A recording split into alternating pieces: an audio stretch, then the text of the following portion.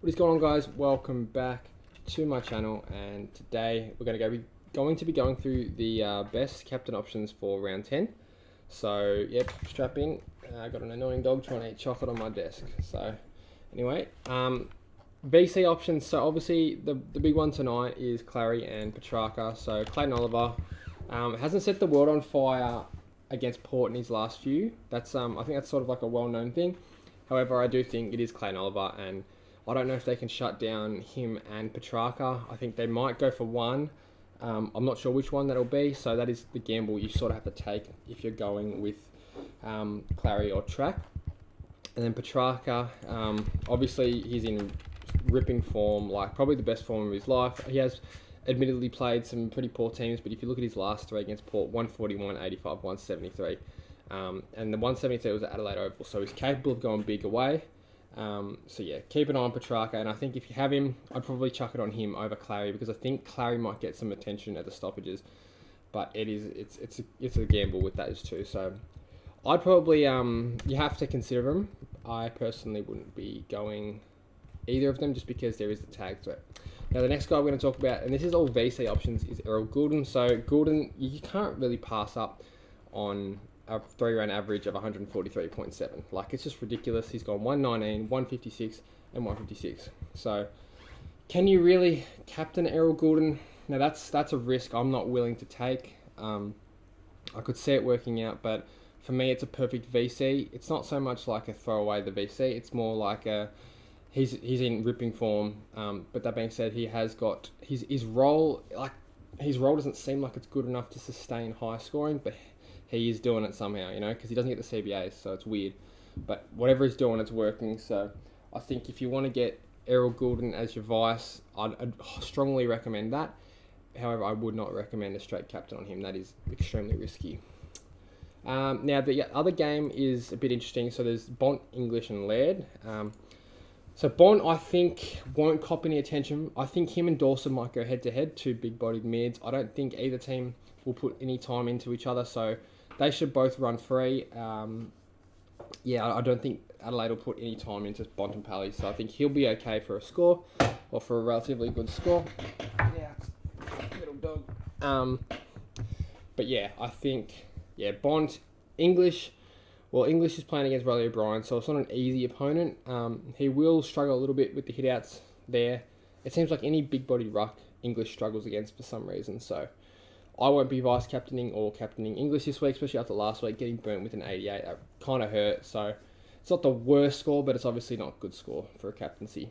And then Rory Laird, his last three against the Bulldogs, very, very underrated. I think, he's still slept on. I know his body's not fully right, he's a bit banged up, but I'm probably going to bring him in just so I can get Humphrey in as well. I can't quite get Clary if I go Humphrey, so I'm thinking Humphrey playing a bit more up the ground, and this is a bit of a discretion from the captaincy talk, but I think, Humphrey playing up the ground, he should be better than Sharp and better job security.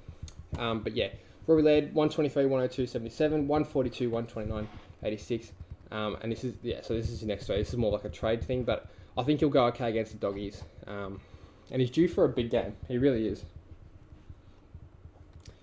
Moving on, we have Lachie Neale. So obviously Lachie Neale is one that has burnt me and a lot of other people this year quite heavily. But he does play the Gold Coast Suns, where he hasn't gone massive, 123, 108, 64, but they are pretty, without Tuke Miller, it's that midfield's not easy beats by any stretch of the imagination, but I think he'll get plenty of outside ball. And Lachie Neale, like, it's, he's bound to come good at some point. I think it's just a matter of time. So yeah, Lachie Neale, good VC option I think this week. And the last one is Sean Darcy. Now, a lot of people aren't talking about him, but I think he could go huge. I think he can go really big against Geelong. Gone to 156 last year against them, or 2 years ago. Sorry, he didn't play last year against them.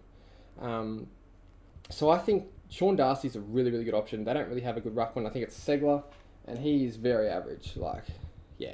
So I would strongly recommend Darcy, and I've actually, if you got him, I would say he's the best option for a VC this week. That's how confident I am in him.